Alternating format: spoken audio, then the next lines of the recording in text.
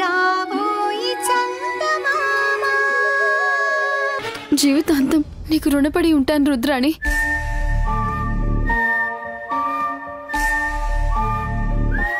మాటలు చెప్తున్నావు కానీ చేతల్లో ఏం చేయట్లేదు.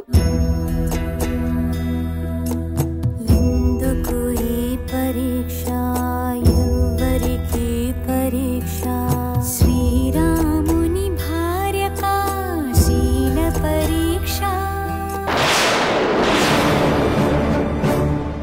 నాకు తెలుసు చంద్రిక, నువ్వు నీ భర్తని కాపాడుకోవడం కోసం నా కాళ్ళు పట్టుకోవడానికి కూడా వెనకాడవని. కానీ నాకు కావాల్సింది నీ చేత కాళ్ళు పట్టించుకోవడం కాదు, భరత్ చేత తాళి కట్టించుకోవడం.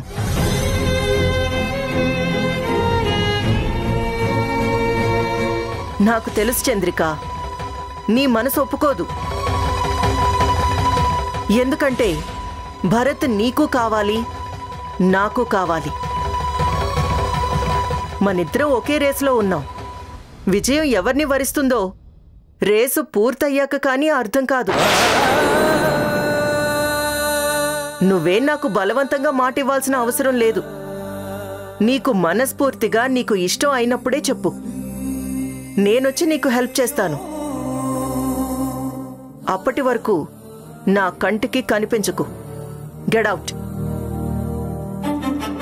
నువ్వు ఎంతసేపు ఇక్కడ వెయిట్ చేసినా ప్రయోజనం లేదు చంద్రిక. నేను ఆల్రెడీ డిసైడ్ అయ్యాను.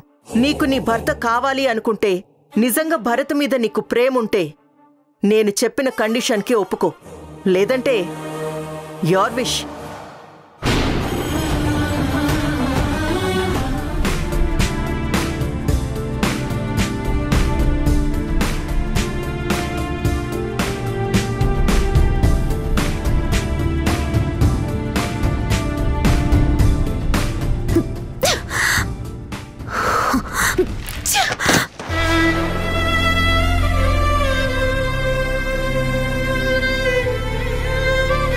దేవతలాంటి మనిషిని అన్యాయంగా పొట్టన పెట్టుకున్నారు.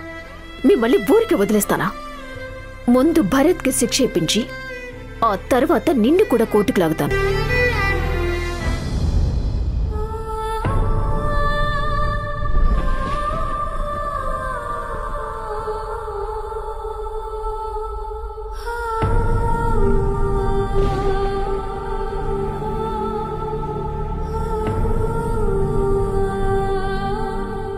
సారీ కౌశిక్,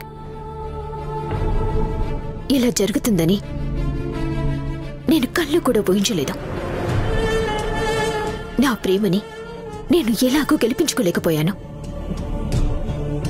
కనీసం నీ ఆత్మశాంతి కోసమైనా నేనేదైనా చెయ్యాలి అనుకున్నాను. కానీ నాకు తెలియకుండానే ఆ వీరభద్రం చేతిలో నువ్వు మోసపోయినట్టు నేను కూడా మోసపోయాను. ఇప్పుడు అన్యాయంగా అటు చంద్రిక భరత్ల జీవితాన్ని నా చేతులారా నేనే నాశనం చేస్తున్నాను. ఆ రోజు వాళ్ళు ఎంత ఏడ్చినా కానీ, మొత్తుకున్నా కానీ వాళ్ళ మాటలు నేను నమ్మలేదు. ఆ రోజు నేనన్న నా మాటలు అబద్ధమని నిరూపించుకోవాలంటే నాకు ఒక్క అవకాశం దొరకట్లేదు. నేను రేపు పొద్దున కోర్టులో గనక ఓడిపోతే మళ్ళీ జీవితంలో ఈ నల్ల కోటు వేసుకోలేను. ఒక నిజాయితీ పరులకి శిక్ష వేయించాను అనే బాధ నన్ను జీవితాంతం వెంటాడుతూనే ఉంటుంది. అన్ని దారులు మూసుకుపోతున్నాయి కౌశిక్. ఎలా ఎలా ఇందులోంచి వాళ్ళని బయటికి లాగాలి? భరత్ గారిని ఎలా కాపాడాలి? ఎలా గెలవాలి? అసలు నాకేం అర్థం కావట్లేదు. చనిపోయిన వాళ్ళు దేవుళ్లతో సమానమంటారు. నీకు నిజంగా ఆ శక్తి ఉంటే న్యాయాన్ని గెలిపించు. ఆ చంద్రిక భరత్లని కాపాడు.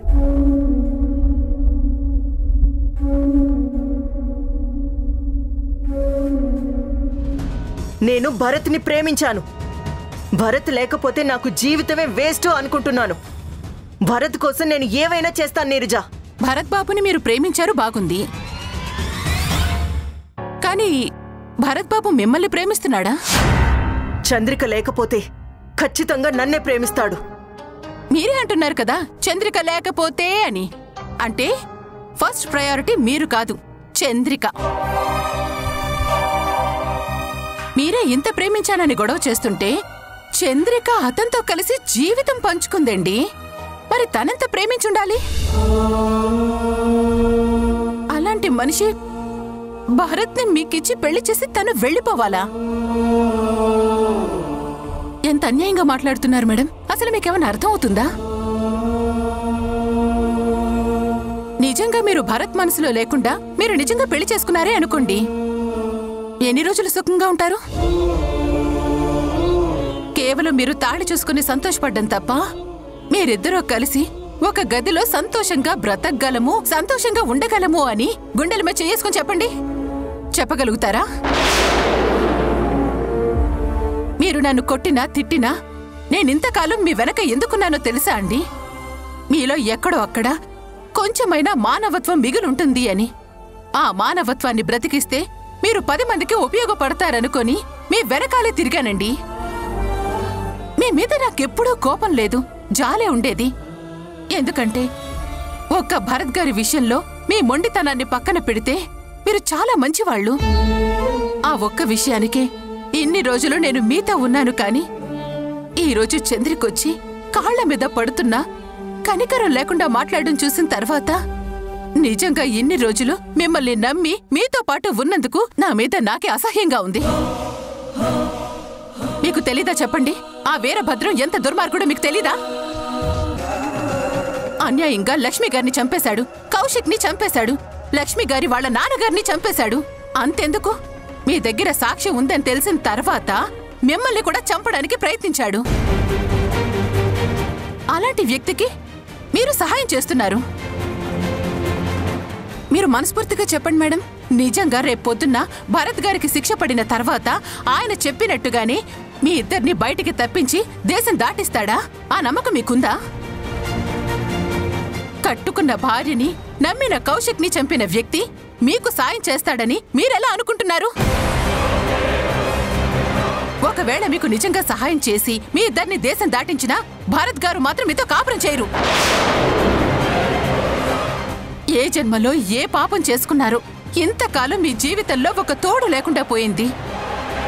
ఇప్పుడు తెలిసి కూడా ఇంకా పాపం చేసుకుంటూ ఉన్నారు. దీనివల్ల మీరు ఫ్యూచర్లో సంతోషంగా ఉంటారో బాధపడుతూ బతుకు ఈడుస్తారో మీరే ఆలోచించుకోండి.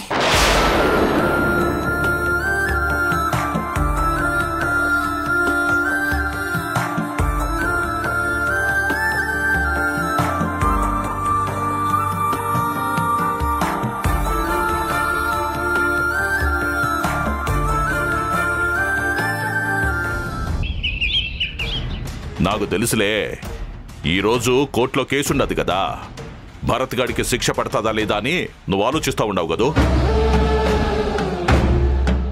నువ్వేం భయపడాల్సిన పనిలే, ఖచ్చితంగా ఆడికి ఉరిశిక్ష పడతాది.